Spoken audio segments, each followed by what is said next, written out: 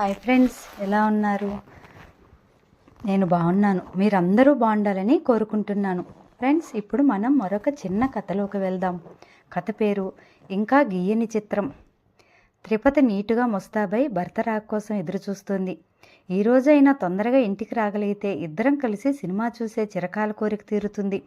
ఇంతలో calling bell మోగింది. పరిగెత్తి వెళ్ళి తలుపు తీసింది. ఎదురుగా భర్త వెనుక మరో వ్యక్తి. త్రిపద, ఇతను త్రిశూల్ అని మా ఢిల్లీ బ్రాంచ్ మేనేజర్. ఈరోజు హైదరాబాద్ వచ్చాడు.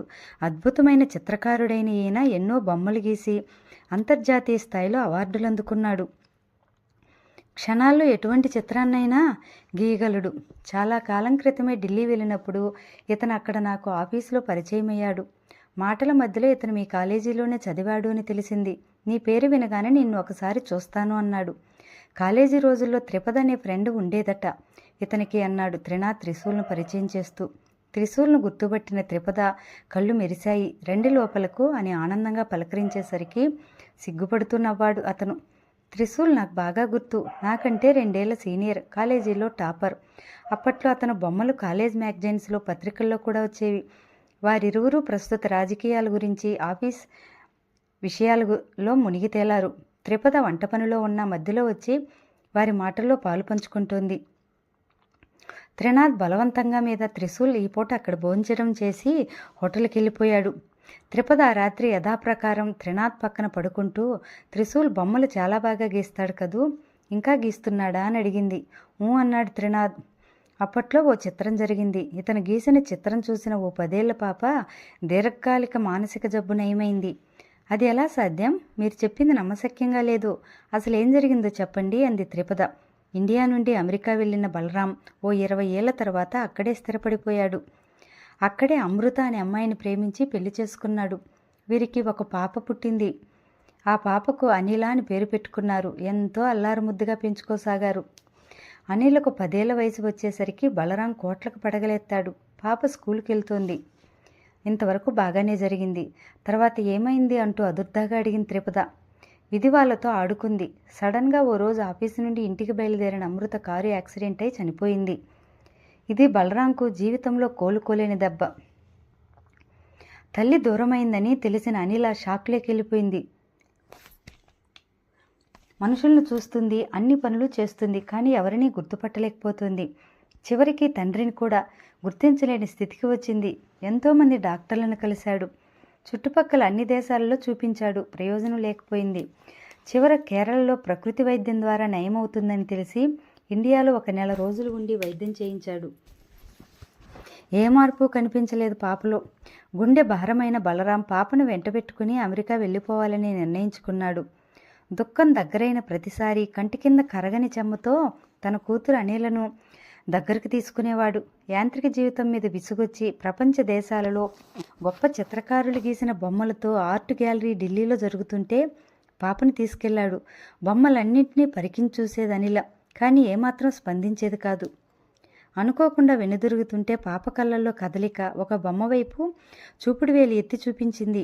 అది ఓ బిడ్డకు పాలిస్తున్న అమ్మ చిత్రం. బలరాంలో ఏదో తెలియని చిరు ఆశ. దగ్గరగా వెళ్ళి ఆర్టిస్ట్ పేరు చూశాడు. త్రిశూల్ అని ఉంది. అక్కడ వాళ్ళ దగ్గర త్రిశూల్ ఇంటి అడ్రస్ తీసుకుని వెళ్ళాడు. ఆనందంగా ఆహ్వానించాడు బలరాం. అనిలను త్రిశూల్ ఆర్ట్ గ్యాలరీలో జరిగిన సంభాషణ వివరించాడు. నీకు ఎంత డబ్బైనా ఇస్తాను, నా పాపను మళ్ళీ మామూలు స్థితికి తీసుకురావాలంటూ వేడుకున్నాడు బలరాం. అయ్యో, మీరంత మాట అనొద్దు. నాకు ఏమీ వద్దు. మీరు కొద్ది రోజులు ఇక్కడే నా ఆతిథ్యం స్వీకరించండి.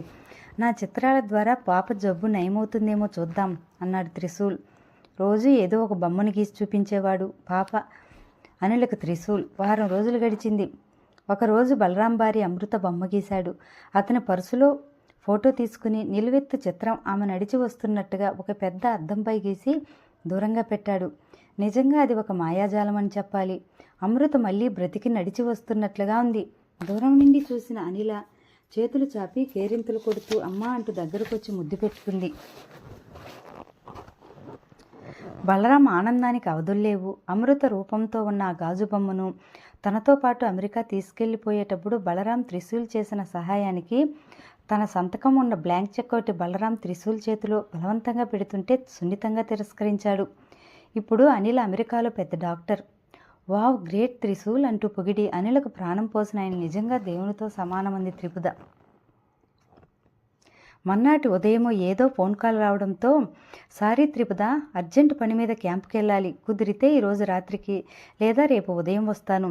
త్రిశూల్ను నువ్వు బయటకు తీసుకెళ్ళి ఇక్కడ ప్రదేశాలన్నీ చూపించు, అతను మళ్ళీ ఎల్లుండే వెళ్ళిపోతాడు అని చెప్పేసి హడావిడిగా వెళ్ళిపోయాడు త్రినాథ్.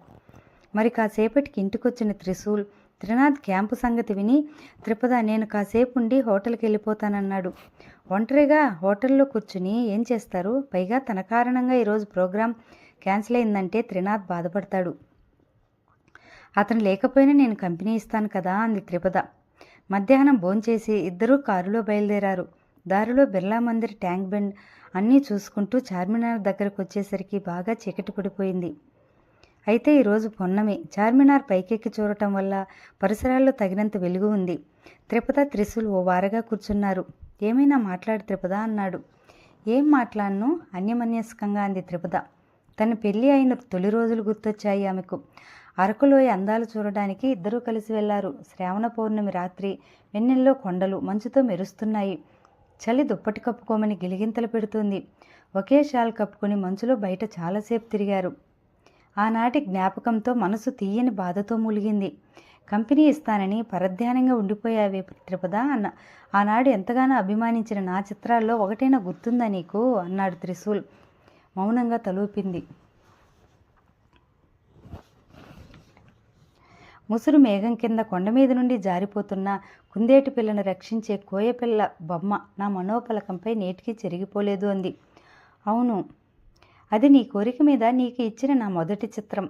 ఆ తర్వాత వాళ్ళిద్దరూ చాలాసేపు ఆనాటి కాలేజీ జ్ఞాపకాలు గుర్తు చేసుకుంటూ చాలాసేపు మాట్లాడుకున్నారు. తిరుగు ప్రయాణంలో కారు టైర్ పంచర్ అయింది. కారు దిగి త్రిశూల్ మరో టైరు మార్చేలోపు త్రిపుద దగ్గరలో ఉన్న చెట్టు కింద నిల్చుని, ఆకాశం మబ్బు పట్టి ఉంది, చినుకులు పడుతున్నాయి. గాలి మట్టి వాసనను మోసుకుంటూ వెచ్చని ఆవిరులు ఇద్దరి శరీరాలు తగిలాయి. తడవకుండా కారు ఎక్కలేకపోయారు ఇద్దరు. హోటల్ ముందుకు వచ్చేసరికి రాత్రి 10 అయింది. ఇక నేను ఇంటికి వెళ్తాను అంది త్రిపుద. ఇంత రాత్రి వేళ ఒంటరిగా ఎలా వెళ్తావు?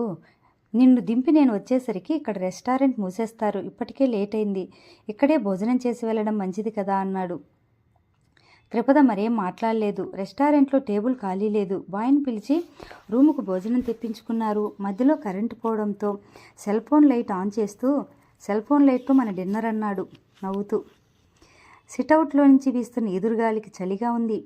రూమ్ తలుపులేశాడు త్రిశూల్. భోజనం ముగించి చేతులు కడుక్కుంటూ వచ్చిన త్రిపుదకు నాప్కిన్ అందించాడు. ఆ సందర్భంగా తగిలిన మునివేళ్ల స్పర్శ వారిద్దరిలోనూ ఉద్వేగాలకు దారితీసింది. అది సంగమమై వారిరువురు మధ్య కొన్ని నిమిషాల కాలం స్తంభించింది. శరీరమంతా ఆవిరులు కమ్ముకున్న ఆమె ఇంకా జాగ్రత్తావస్థలోనే ఉంది. అప్పుడు వినిపించిందో మాట, నన్ను క్షమించు అని. చివ్వును లేచి తన బట్టలు సర్దుకుంటూ కాసేపు సంభాలించుకుని రివ్వున గదిలో నుంచి పరుగు తీస్తున్నట్లుగా వెళ్ళిపోయింది. త్రిపుద ఆగు అని పిలిచి బాల్కనీలోకి అడుగు పెట్టేసరికి హోటల్ ఆవరణలోంచి ఆటో వెళ్ళిపోయిన చప్పుడు వినిపించింది త్రిశూల్కు. త్రిపుద రాత్రి చనిపోయింది. నీవు ఒకసారి ఇంటికి రా, ఉదయాన్నే కాల్ చేశాడు త్రినాథ్. ఒక్కసారిగా కరెంట్ షాక్ కొట్టినట్టయింది త్రిశూల్కు. హడావిడిగా లేచి బయలుదేరాడు. ఎర్రబడ్డ ముఖంతో ఓ మూల కుర్చీలో కూర్చుని ఉన్నాడు త్రినాథ్. ఎదురుగా ఉన్న కుర్చీలో కూర్చోమని సైగ చేశాడు. ఎవరూ లేరు, వాళ్ళిద్దరే ఉన్నారు. క్షణికమైన కోరికను ఒక్క క్షణం అదుపులో పెట్టి ఉంటే ఈ అనర్థం జరిగి ఉండేది కాదేమో. అనుభూతి ఇద్దరిదే అయినప్పుడు శిక్ష కూడా ఇద్దరూ అనుభవించాలి, కొంచెం కటుగానే అన్నాడు త్రినాథ్. మీరిద్దరూ ప్రకృతికి లొంగి చేసిన ఈ పనికి ఇప్పుడు నేను కారణాలు వెతికే పనిలో లేను. ఈ సంఘటన నువ్వు మనసులో నుంచి చెరిపియ్యి. త్రిపుద రాసిన ఉత్తరం ఇదిగో, నువ్వు చదివి చించేయి. నువ్వు మళ్ళీ జీవితంలో ఇక్కడికి రాకు, నీకు అంత మంచిది కాదు అంటూ లోపలికి వెళ్ళిపోయాడు త్రినాథ్. భావరహితంగా మాట్లాడకుండా అక్కడి నుండి వెంటనే వెనుతిరిగాడు త్రిశూల్. త్రిశూల్ చేతిలో త్రిపుద ఉత్తరం మాట్లాడుతోంది. నాకు ఏదో ఇచ్చిన నీకు నా మరణంతో నన్ను మూర్ఖురాలిగా, అపరాధిగా ముద్ర వేసేసి ఈ పాటికి మీరిద్దరూ సమాధాన పడిపోయి ఉంటారు. మీరిద్దరూ ఇకపై కలుసుకోరని నాకు తెలుసు. ఇది ఒక పీడకలగా మర్చిపోయే ప్రయత్నంలో ఉంటారు. ఒక రకంగా నేను పొందిన అనుభూతికి కారణం నా భర్త. ముందు రోజు రాత్రి నువ్వు అద్భుతమైన చిత్రం గీసి ఒక పాప ప్రాణం కాపాడావని చెప్పాడు. అది నాపై ప్రభావం చూపింది. మనసు పొరల్లో నుండి ఉబ్బికి వచ్చిన నాటి చిత్రమే నన్ను నీకు లొంగిపోవడానికి దోహదపరిచింది. ఆ మత్తులో జరిగినది ఒక అందమైన కలగా భావించి ఎవరి జీవితంలోకి వాళ్ళు తిరిగి వెళ్ళిపోవాలనుకున్నాను. కానీ నువ్వేమో అపరాధ భావంతో ఆత్మవంచన చేసుకుని అనుభూతికి బదులు ఐఆమ్ సారీ అన్నావు. ఒక మధుర స్మృతిగా మిగిలిపోవలసిన జ్ఞాపకాన్ని కన్నీటిమయం చేశావు. అందుకే నిన్ను అసహించుకుని వెళ్ళిపోయాను. ఇంటికి వెళ్ళిన తర్వాత జరిగిందంతా నా భర్తకు చెప్పాను. అతను చాలా క్యాజువల్గా లైట్ తీసుకో అన్నాడు. నాకు మండింది. నాపై కోప్పడతాడు అనుకున్నాను, నన్ను కొడతాడు అనుకున్నాను. నేను ఊహించింది ఏమీ జరగలేదు. అక్కడ ఇన్నేళ్ళు వివాహ జీవితంలో వస్తువుగానే వినియోగించుకున్నాడని అర్థమైంది. కోరిక కలిగినప్పుడు మగాడు ఆడుకునే ఆట అదే. మీరిద్దరూ చేసింది. తన జీవితంలో నాకు ఇచ్చిన స్థానం ఏమిటో తన మౌనంతో నాకు తెలియజేశాడు. నన్ను పొందడం ద్వారా అతన్ని మోసం చేశావని నువ్వు అనుకున్నావు. తనకేమీ పట్టనట్లు అతను దులిపేసుకున్నాడు. నా వ్యక్తిత్వంతో మీ ఇద్దరికీ పని లేదు. మీ ఇద్దరి స్నేహానికి నేను బలుబసూనయ్యాను. ఇది జరిగిన తర్వాత మీ ఇద్దరి మధ్య జీవితం గడపలేక వెళ్ళిపోతున్నాను. నా చావు పిరికితనం కాదు. పరువు కోసం మరణించి జీవితాంతం మీరిద్దరూ అనుభవించే వేదన కోసం ఇది నేను మీకు వేసే శిక్ష. త్రిపద ఉత్తరం చదివిన త్రిశూల్ కన్నీటి పర్యంతమయ్యాడు. త్రిపద, నేను గీసిన చిత్రంతో ఒకనాడు పాపకు ప్రాణం పోశాను. ఒక ప్రేమమయ్య అయిన స్త్రీ హృదయాన్ని గాయపరిచి హత్య చేశాను. ఇది ఇంకా నేను గీయని చిత్రం. నేను నిన్ను ఎప్పటికీ మర్చిపోని త్రిపద అని త్రిశూల్ మనసులోని కుంగిపోయాడు. అలాగే కుర్చీలోనే వాలిపోయాడు. ఇంతటితో ఈ కథ సమాప్తం.